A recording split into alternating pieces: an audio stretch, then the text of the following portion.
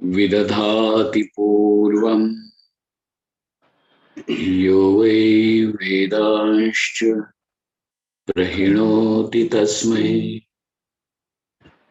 tamha devamatma buddhi prakasham mumukshurvai sharanamam prapadye. Om Shanti Shanti Shanti. Om Namo Brahmadibhyo Brahma Vidya Sampradaya Kartribhyo Vamsharshibhyo Mahatbhyo Namo Gurubhya Sarvopaplavarahitaha Prajnanghanaha Pratyagartho Brahmaivahamasmi Brahmaivahamasmi. Vedantartha vibhasakaya gurave Shantaya sannyasine Nanavadi nagendra sanghapavaye Yogindra vandyaya cha Mohadvanta divakaraya bhagavatpadabhidham bibrate Tasmai bhashyakrite namostu satatam Purnaya bodhatmane.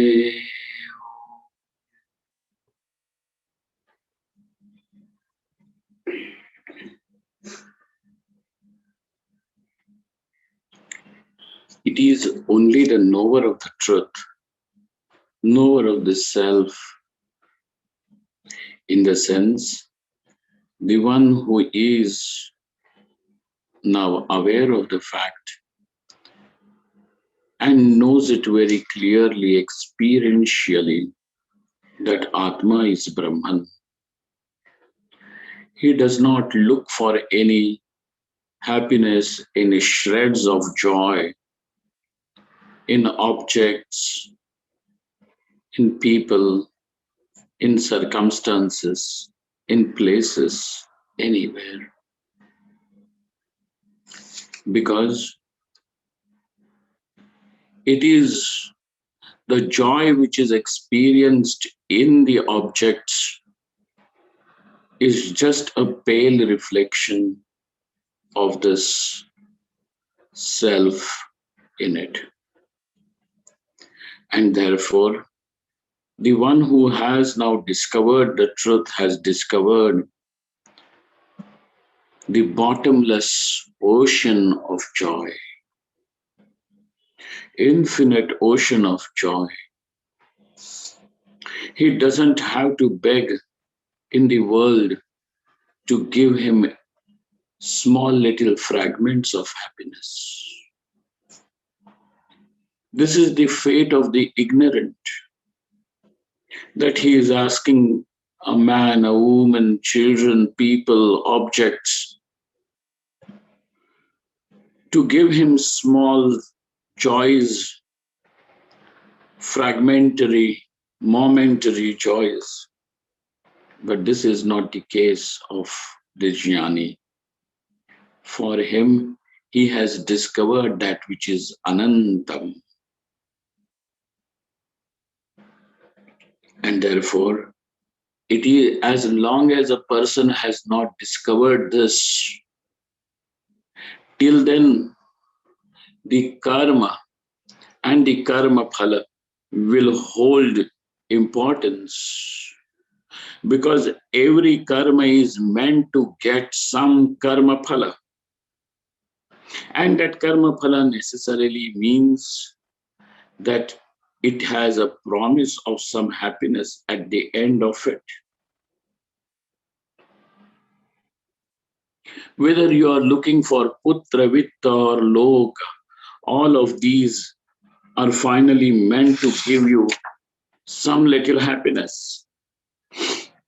And therefore, a person will keep on searching for it.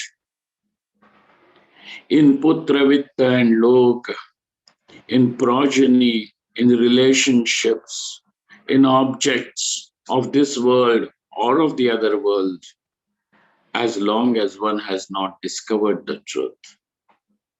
And you cannot stumble upon the truth. Truth is not something that will come accidentally to you. Knowing the truth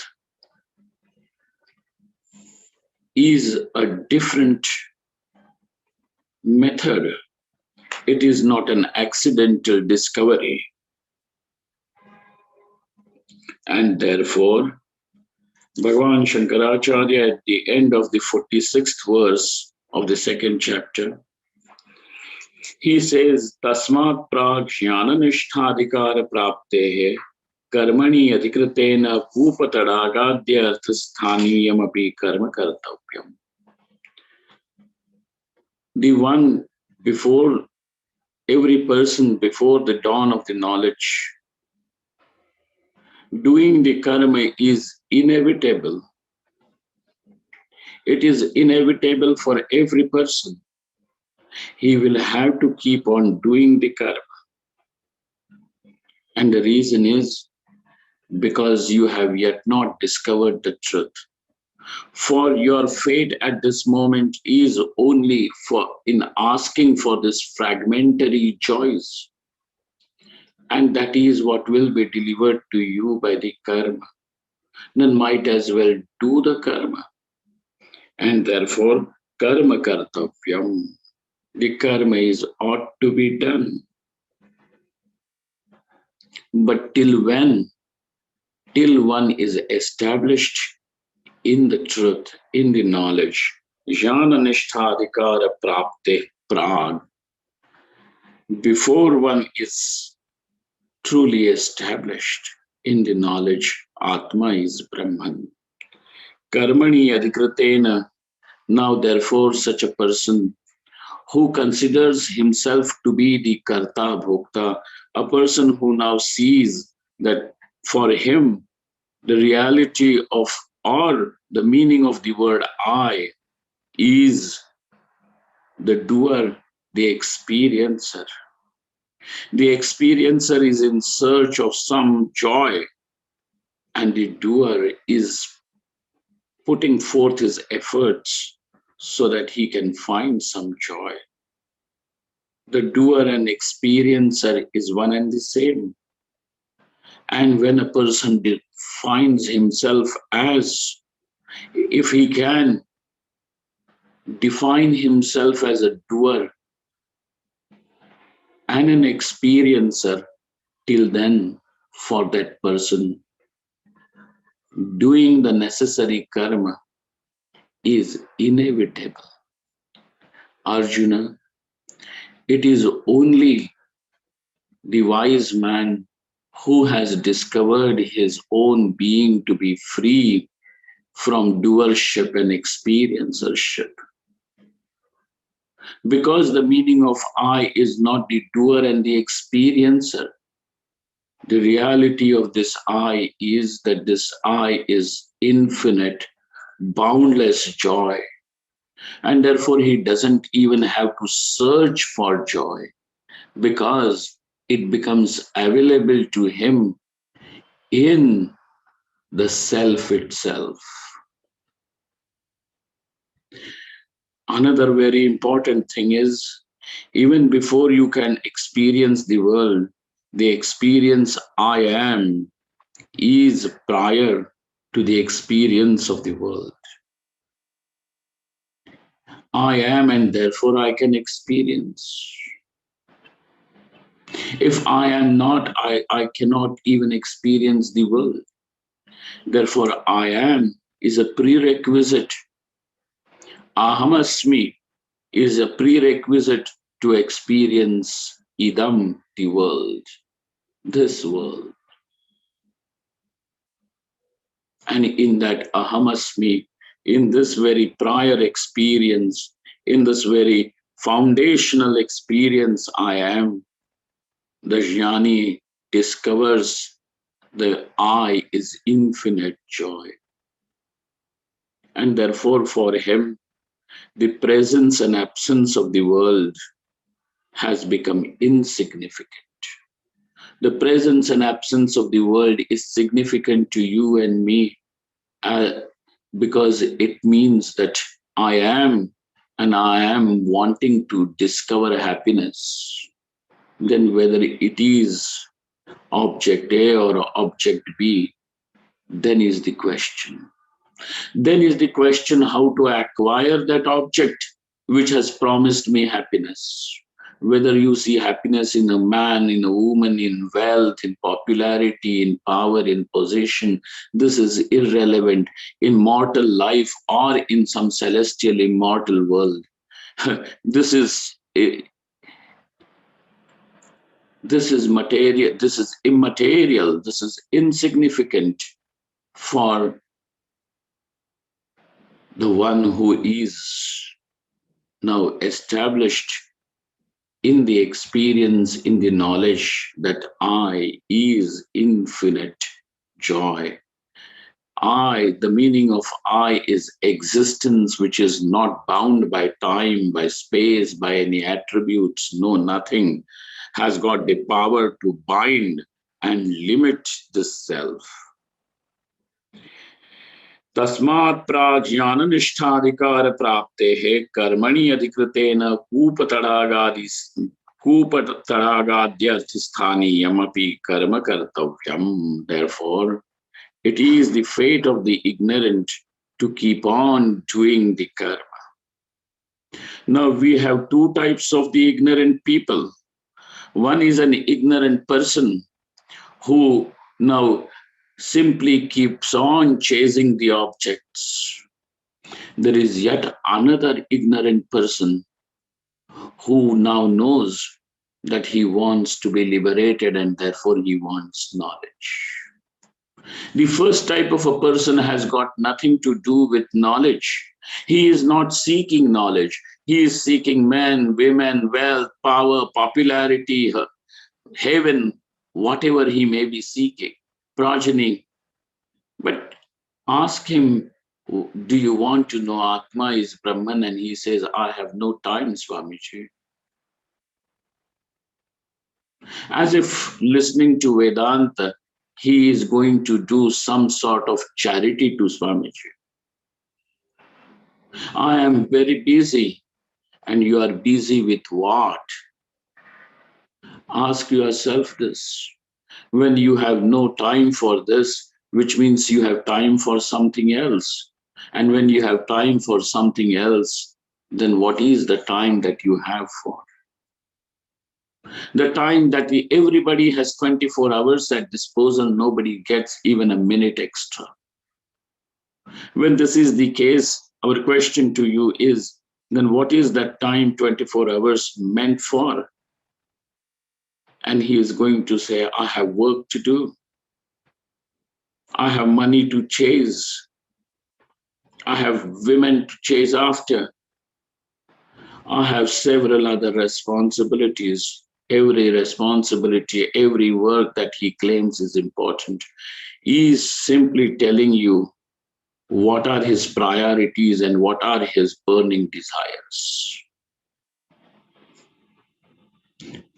And therefore he doesn't want to know Atma is Brahman.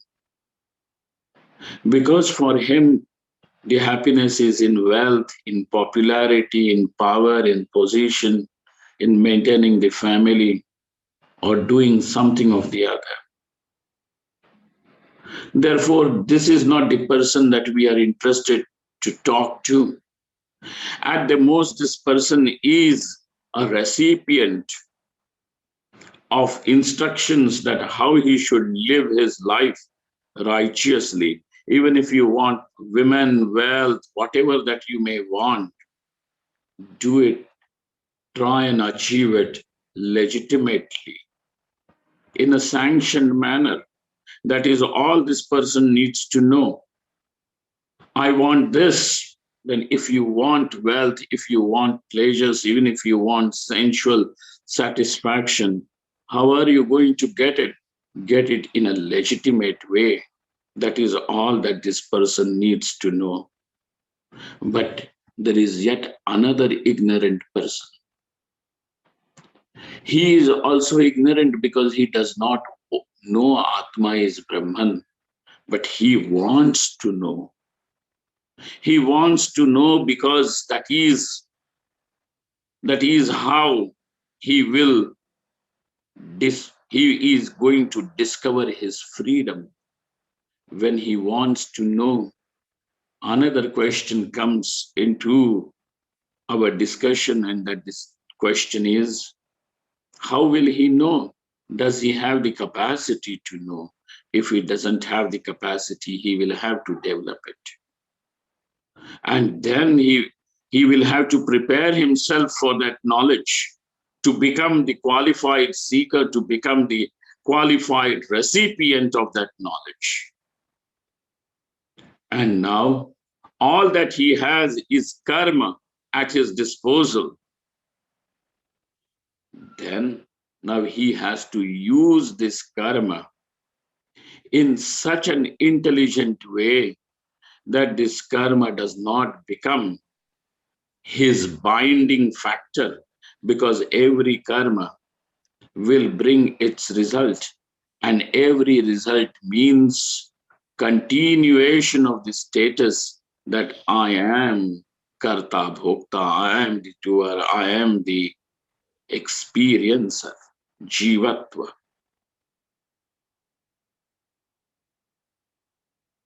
And that means it is continuity of janma, janmantara, of birth after birth. Now he has to be careful when he is going to use the karma. For him now, that the karma should not become the source of his birth and rebirth and transmigration, but for him, the karma should become the means to qualify him for knowledge. Mark that both of them are ignorant, and therefore for both the people, karma is something that is inevitable. Action is inevitable. When action is inevitable, how to use it? Because the first person is not at all interested. He says, this is exactly why action is important to me, because it can deliver me what I want. I want putra, vitta, and loka. I want progeny. I want wealth. I want the heavenly worlds. Karma is something that I will do. The second person says, even if I'm going to get putra, vitta, and loka, progeny, wealth, and the heavenly worlds, heavenly pleasures, yet all of it is dukkha in another wrapper. I want liberation. Therefore, now the karma simply cannot become the source of karma phala, but the karma should be transformed. It has to undergo a metamorphosis to become the sadhanam, to become the means to qualify me for knowledge. How then are you going to transform the karma? How then are you going to bring about this fundamental change in the karma? Externally, karma is going to be just the same. Externally, both the people, you are going to find them doing exactly the same thing. But that what the first person gets and that what the second ignorant person gets is totally different. The first person now is only laden with karma phala, and the second person, for the second person, the same karma has become the means to qualify him for knowledge. And therefore, in the case of the second person, karma has become indirect means for moksha. And Shri Krishna is talking to the second person, because the first person is not important as long as he does the karma which is legitimate. Because once when a person is doing that what is legitimate, that what is righteous, at least he is not a source of nuisance to others. He may stay bound to the samsara, but he is not a source of nuisance to the others. And therefore, dharma ensures peace around him, but peace within him is a different case. The person, even the first person, will be at a relatively more peace than a person who is chasing the pleasures left, right, and center without the consideration of its legitimacy or illegitimacy. Whether the doing the karma is in a righteous manner or unrighteous manner, just that I want pleasure and therefore I shall have it, is criminal mentality. The person is breeding a criminal, nurturing a criminal inside. Therefore, a dharmic person is a trustworthy person. You can trust him that he is not going to create nuisance for you. But now we are not just simply satisfied in having a person who is non-problematic. We want to have a person who is non-problematic as well as the one who has the thirst, the one who has the urgent need to be qualified for knowledge.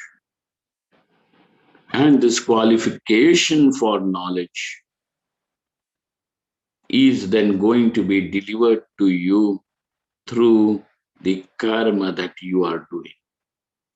Therefore, now Bhagavan Shri Krishna in the 47th verse says, karmaṇyevādhikāraste, karmaṇyevādhikāraste, mā phaleṣu kadācana, mā phaleṣu kadācana, mā karmaphalaheturbhūrmā, mā karmaphalaheturbhūrmā, mā te saṅgo'stvakarmaṇi, mā te saṅgo'stvakarmaṇi, karmaṇyevādhikāraste. You are qualified to do the karma. That means you are not qualified for karma tyaga. Karma tyaga is possible. Renunciation of the karma is possible under just two conditions. One, if you have the knowledge, which means in that knowledge, since the doership itself is falsified, the karma has got no meaning.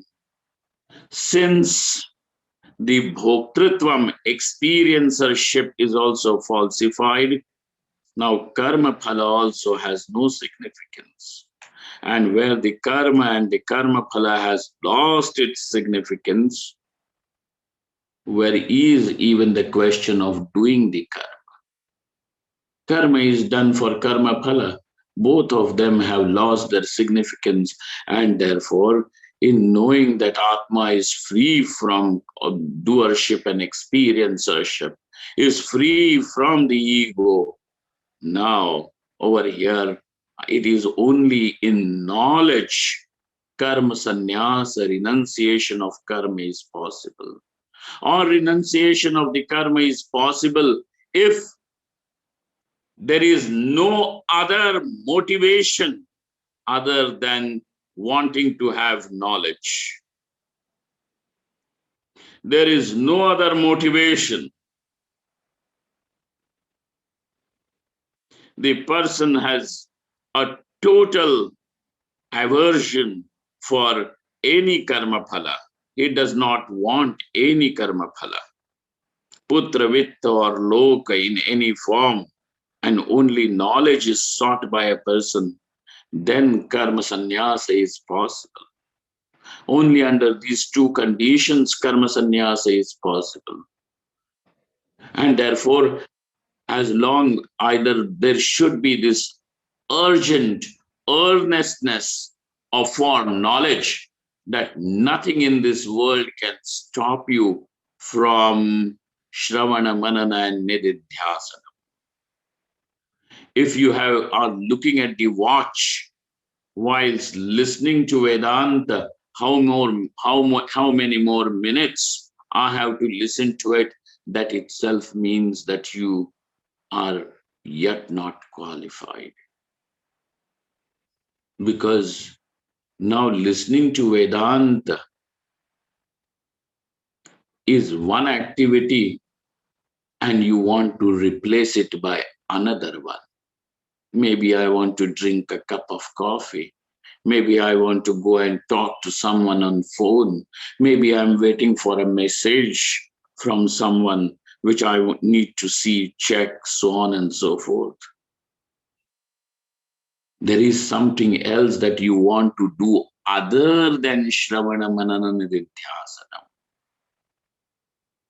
When there is something other than Shravana, Manana, and Nididhyasanam that you want to do, that means you are yet not qualified for knowledge. And therefore, you are qualified for doing karma. Karmaṇyevādhikāraste. Adhikara is qualification. You are qualified only for doing the karma. Hey Arjuna, karmaṇyevādhikāraste. But though you are ignorant and qualified for karma, you belong to the second category, in which you are qualified for karma, yet you are still a spiritual seeker. That means all that you need now is to know how to transform your karma into the fuel for spiritual quest. Transform your karma into the fuel for spiritual quest. Mafaleshu kadācana. This is your key word. Even when you are doing the karma, though you are qualified for karma, don't do the karma motivated by the result, and that result is putra, vitta, and loka. Not for the sake of gaining progeny, pleasures, wealth, popularity, power. None of these. Let none of these be your masters. Let none of these be your masters. Ma phaleṣu kadācana, ma karmaphalaheturbhūrmā. Do not become a person who is motivated by the karma phala. Karmaphalahetu. The one for whom karma phala is the hetu. Ma karmaphalaheturbhūrmā, ma te saṅgo'stvakarmaṇi. So also, let not you become, don't allow yourself to become inadvertent and disregard the karma. Because if karma is not going to give me liberation, why should I do the karma? Though this person is yet not qualified, he is neither the enlightened one, nor is he yet qualified for knowledge. Therefore, he does not have the necessary qualification for renunciation of the karma.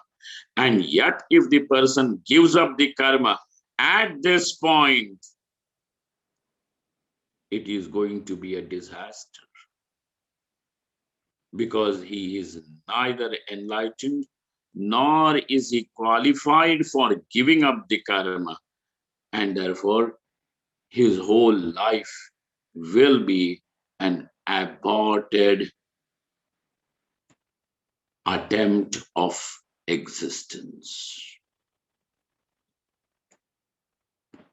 Mate saṅgaha astu akarmani. Do not be attached to non-doing of karma. Tava yadi karmaphalam naishyate kim karmana dukkharupena iti mate tava saṅgaha astu akarmani akarane pritihi ma bhut. Do not develop this unhealthy infatuation for laziness, for justifying why wouldn't you do the karma.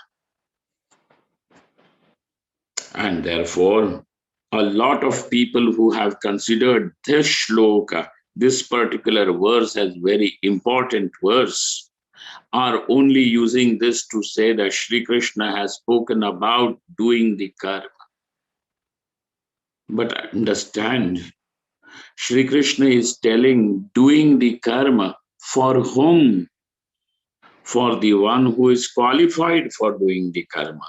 Who is qualified for doing the karma? The ignorant is basically qualified for doing the karma. And why is an ignorant qualified? Because it is the ignorant in whom the reality is attached to the sense of doership. And therefore, the ignorant is qualified for doing the karma. Though this is not the very central idea of Bhagavad Gita, yet some people have chosen this as if to say is the summary of Bhagavad Gita. Because for them now, Sri Krishna is as if giving this command that do the karma is important to them. Mate saṅgaha astu akarmani. Do not develop any attachment, any infatuation for not doing the karma. Do the karma, but without any attachment for the karma phala. Not for karma phala, but you are doing the karma so that the very composition of karma changes and it becomes an exercise to transform you and make you the recipient of knowledge. To make you the recipient of knowledge. And the one in whom the knowledge has fructified is the one who is liberated. Therefore, karma has got its place in the scheme of liberation. But how? Only when it has become yoga. And therefore, now here is revelation about transforming karma into karma yoga.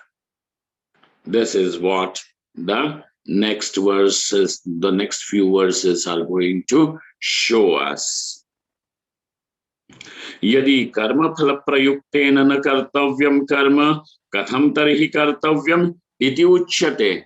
If the karma is not to be done, on page number 61,